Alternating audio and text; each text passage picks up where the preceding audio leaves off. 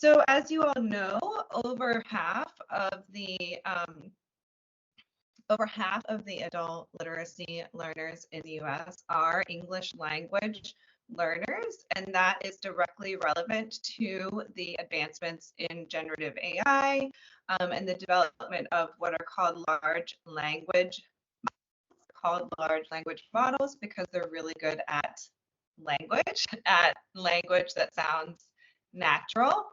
And what has happened is there was an analysis done that took like ONET data and a lot of different occupational data in the US, and it analyzed that data against the capabilities of artificial intelligence systems.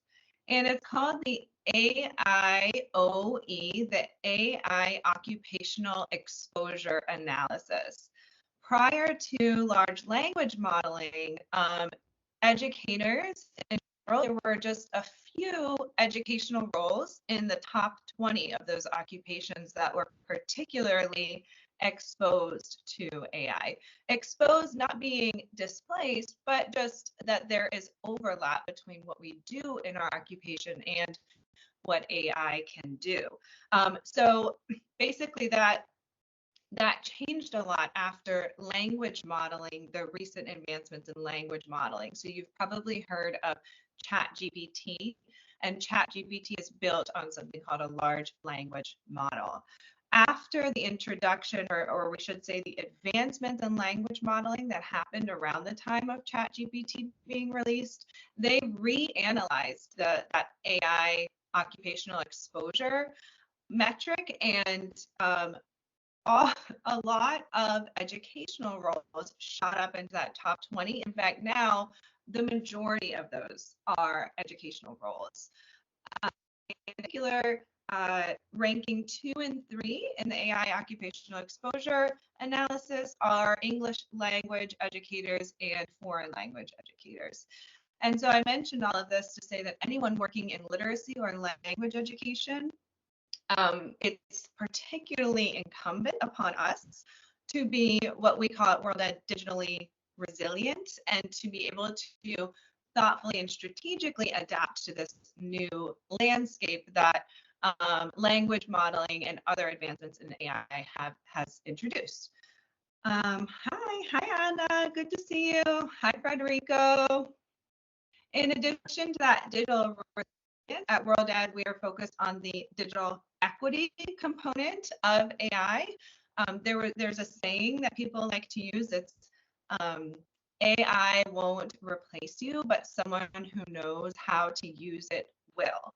And some who know how to use technology and access to a lot of this vast internet, like myself, they may think of that and say, oh, that's a new challenge for me. I can learn to use AI because AI won't replace me, but someone who knows how to use it will.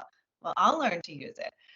But what we know is that there is not equitable access to the internet and devices and even digital skills here in the US. And so as we're talking about AI, we're talking not just about the digital resilience and the adaptability to these advancements, but also the equity component of who is included in conversations about AI, who is taught how to leverage the benefits of AI, and how can we develop with learners and with all adults and community members the AI literacy that they need to navigate this new landscape. So we have digital resilience, digital equity, and I'm going to pause there and let Jackie go ahead and take the picture. If this is a good time, Jackie.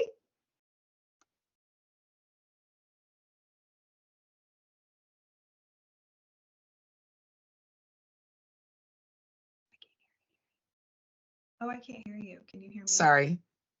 Okay. Yes. So we're going to do a quick selfie break, so to speak, so we can promote this session and share the video out with people afterwards. So if everybody would be so kind just for 30 seconds to go ahead and turn on your camera so we can all see how robust this training is and the diversity we have and all the different organizations that are represented it. And I love that you guys were very tech savvy and put your organizations in the backdrop. That's awesome. Okay. I'm taking those pictures now, and Sven, if you want to grab photos as well, that would be nice. And then we could just compare. Oh, look at this one. That's gorgeous. Okay. I like that you held up the World Ed book.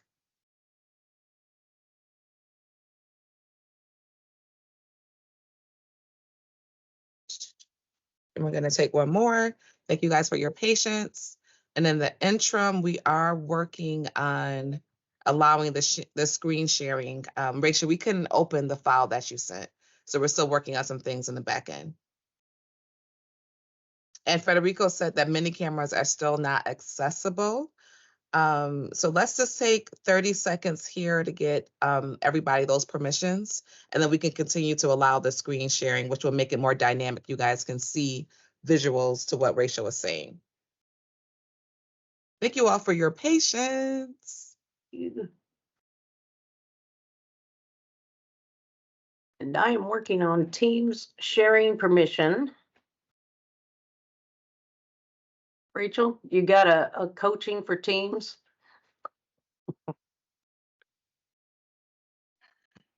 No, I try to stay away from Teams as much as possible.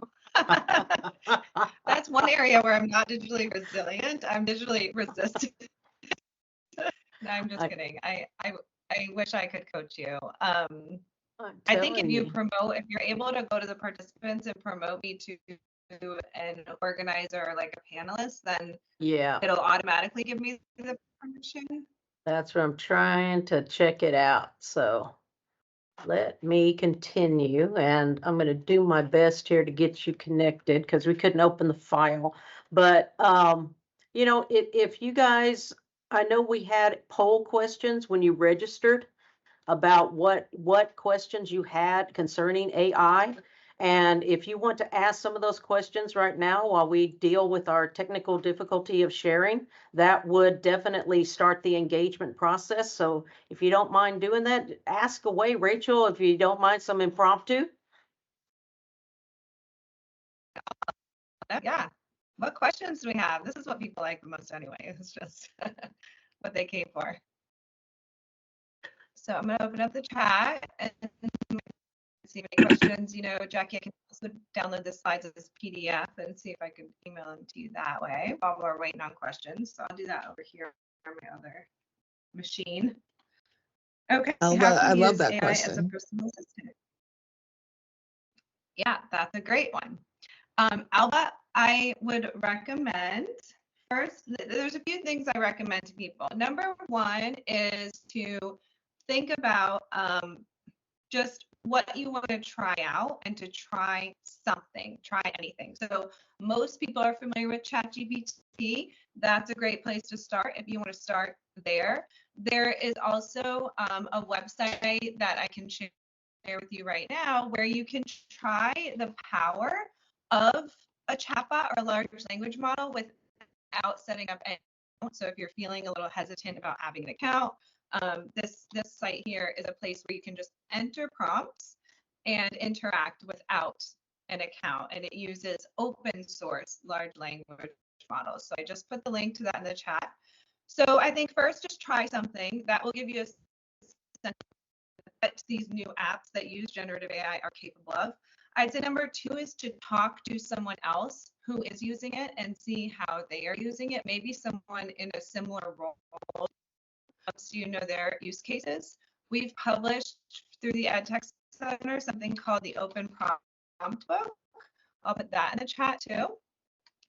You want to get an idea of, I see, Alba, your question here, of some good prompts. The Open Prompt Book has real examples from adult educators in a variety of roles, I should say, not just classroom teachers. And then it also has a prompt framework that you can use and prompt strategies. And so when we work with educators, we like to really just focus on a few key strategies. You don't need to know all of the prompting that a prompt engineer would do, but know that first you can chain responses. So that's called prompt chaining. Know that it's more of a dialogue than a search. So if you put in a prompt and you don't like what you get, then keep working with it and keep refining it. Use a prompt framework that will give you a sense of which details to include in a high quality prompt. And then I would also say, what was my other one? Oh, as much example or like feeding the chatbot. So for example, if you have a flyer that describes your program, a lot of these like Claude, some versions of ChatGPT, you can upload different files. So as much as context as you can give a chatbot, that you're going to get the best results out of giving it that robust context and detail. So that's what I'll say about prompting. And I'd say check out the Open Prompt book. That will give you some good examples. Good introductory AI tool or websites for adult learners. So I always want to say that AI, you all have been using AI. So language is important here. Your learners are probably already using AI and different websites and tools that they use. So if you want to think specifically about generative AI, the kind of AI that is like a chatbot that generates natural language or realistic images, then I like this one for learners, the one that I put in the chat, because we don't want to force them into creating an account and compromising their personal data, all of that, if that's not something that they are consenting to and want to do as part of the learning experience. So I really like that Hugging Face one where they can learn some different prompting strategies and how to use the tools without going all the way. But then if they all agree that it's really useful to them, you can show them how to create an account on ChatGPT or Claude. A lot of the image generating tools are at a cost, but you can do that for free on what is it? It is Padlet. So if you have a Padlet, there's an I can't draw feature within Padlet that learners can use to generate AI images. So that's a good free way to have them generate images and see how that works. Canva has a lot of great AI-driven features too.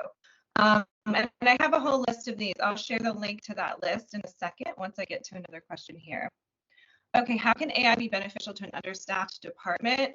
Chat, really think about a strategy. And a strategy always starts with experimentation. So think about having some different staff members experiment and giving them a little bit of a leash to do that and see where it aligns with what the goals of their work are. So for example, we've seen people generating logos, social media.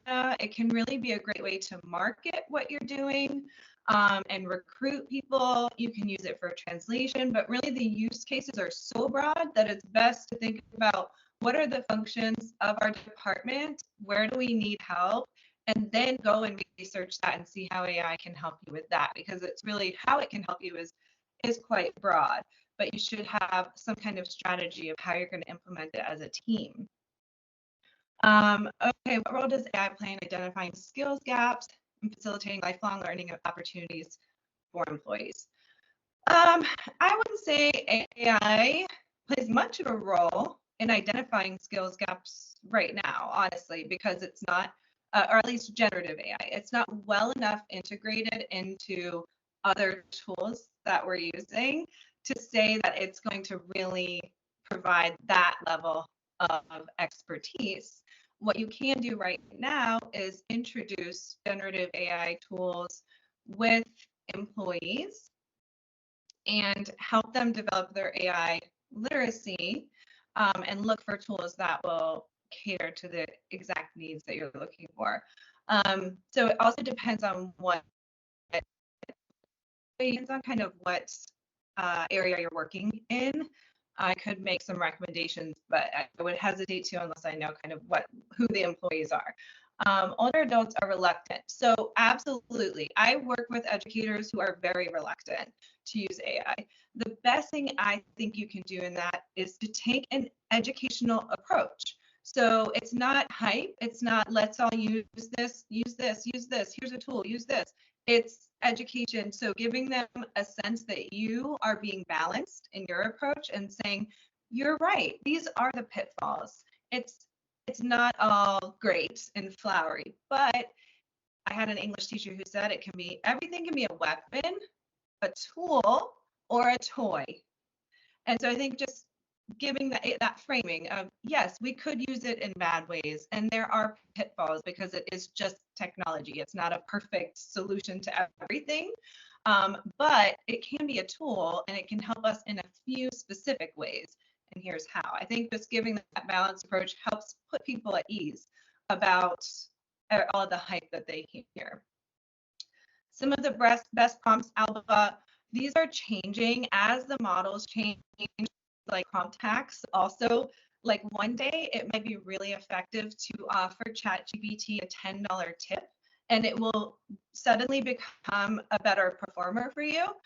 And then the next day, if they update it, it might not work that way. So what I encourage you to do is to Google that exact thing, prompt hacks or like best prompts with this tool. And the internet is a great source of those fun little tips and tools. I don't. What was my English teacher's name? I want to say like Miss Carpenter. I think that was her name, but that could have been a different English teacher. It was 4th grade, so it's been a while since I was in 4th grade. Isn't that a good quote though? Google prompt hacks. Yeah, exactly. Prompt hacks. A lot of these tools put out their own like guides to how to prompt them. So look at that kind of stuff. Okay, great. So now we're on my slides, and I'd say we're about halfway through them. We could get to, let's get to slide 11, where, yeah, AI for learning and work. We'll just flip through. I'll tell you guys where we're going to go.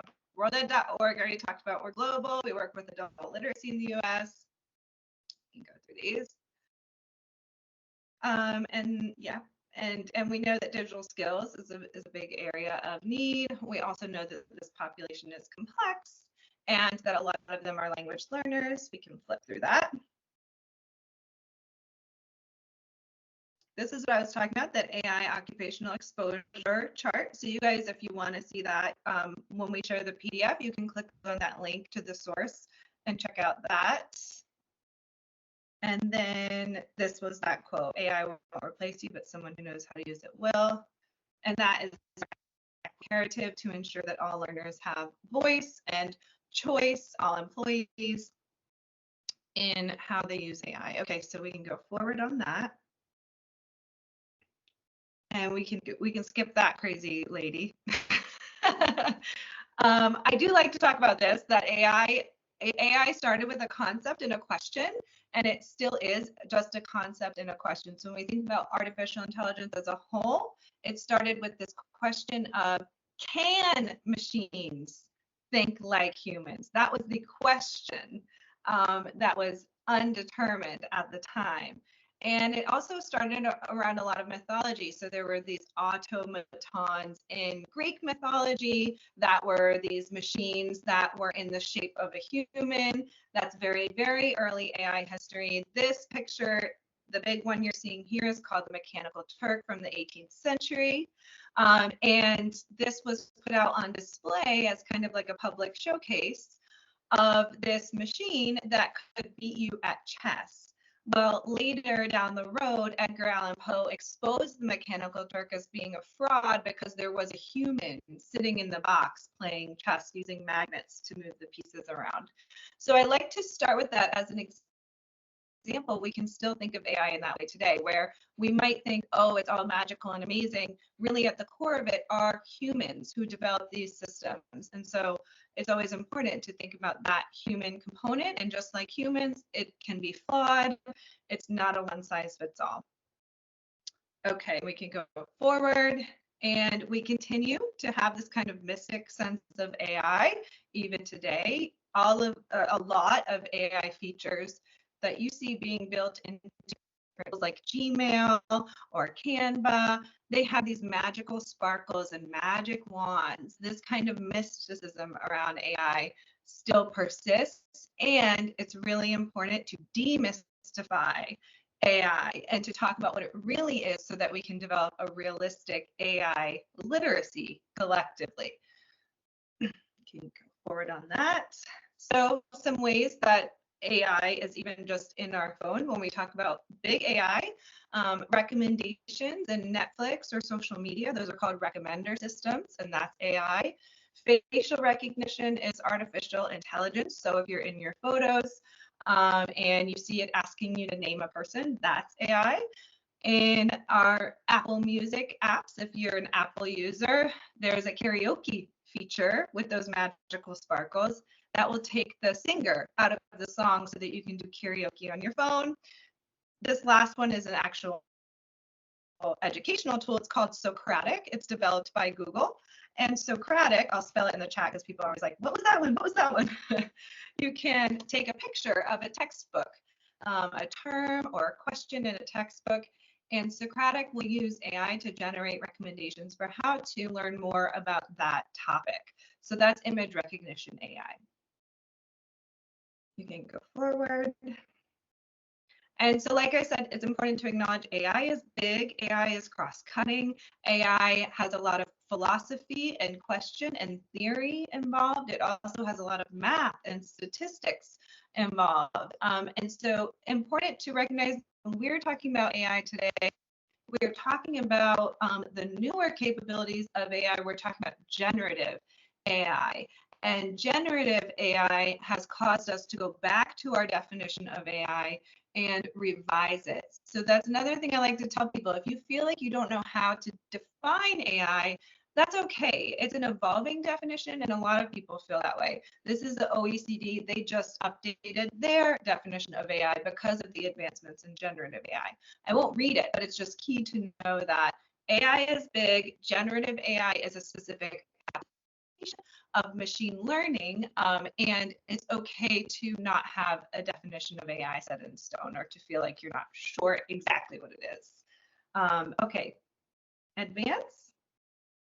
And so when we think about educators, and I know teach is on here twice, I want you to fill that in with whatever your main role is. If you're a staff support, if you're a trainer, we all have a dual role. And the dual role is to work or teach with AI. So to bring it into what we're doing, take full advantage of the benefits of it, and also know how to work around the obstacles and pitfalls. And then to teach or to work for AI. And this is to support others, our employees or our learners, in developing the skills, knowledge, and attitudes that they need to navigate AI from a user perspective. So that's something we call AI literacy. We can advance.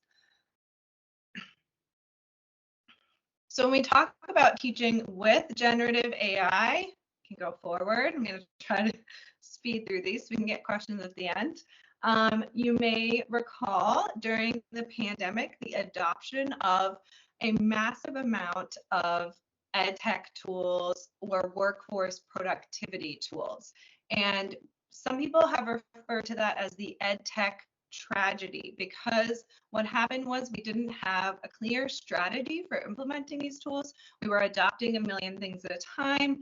We didn't have a good sense of the digital divide and what skills were needed, what kind of access was needed, etc. So our call to action is to not repeat the same mistakes, but to take a more measured and strategic approach in light of generative AI and the current disruption that that has caused in the technology landscape.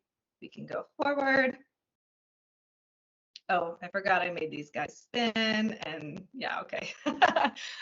So an EdTech integration strategy, if you look at all the blue in this diagram, that is not tech specific. And if you look at the red, that is tech specific. So an EdTech integration strategy, or we could call it any kind of tech integration strategy, is building on a foundation of inclusive and effective practices. We start there. We don't go over here and try to do something different and new. We build on what we know and we expand that work.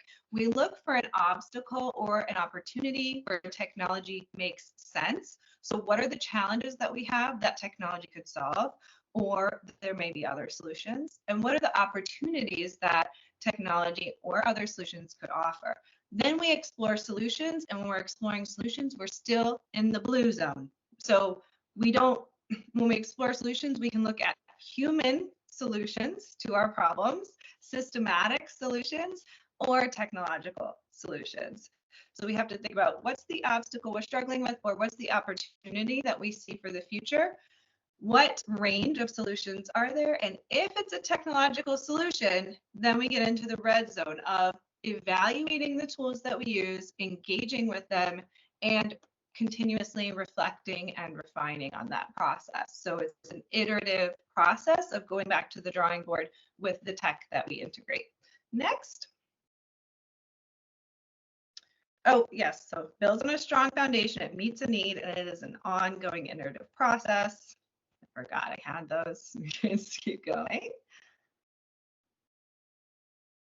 You guys seriously put questions in the chat. That's what I'm here for. Anything you have. So what we also know is that generative AI holds some opportunities. So if we're thinking about obstacles and opportunities, Jackie, don't worry about that video. It's just a little song, little ditty. When we think about the obstacles and opportunities, we know that generative AI offers unique opportunities. Some of those, well, I mean, the big bucket of those is we can generate media, a lot of it for free, in a range of modalities. So images, songs, videos, and a lot of natural sounding text. Those are the key opportunities that generative AI holds. So we can look at what we need and how generating media in this way would support our understaffed department or whatever it may be. So there are opportunities with generative AI. Next. And it can also help us overcome specific obstacles. One key obstacle is that of language access. So we know that these natural language processing tools are really good at translation and language generation. If you think about any obstacles that you have around language, these tools can possibly help you overcome some of those obstacles. Of course, there's a range here of risk versus reward, where if there's a really simple thing that you need translated, like classes canceled, generative AI is a great tool for you to use so that you know everyone knows class is canceled, or everyone knows the work schedule has changed, and language access is now, that barrier is being reduced. However, there's also all the way over on the other side of the spectrum, high risk depending on what you're translating. So we always want to ensure that when it's something that is legal or high stakes, that there's a human to verify that the translation is completely accurate. Okay. So if we know that generative AI holds some opportunity and can help us overcome some obstacles, then we can get into the zone of evaluating different generative AI tools and engaging with the tools. So when we talk about, you can go forward,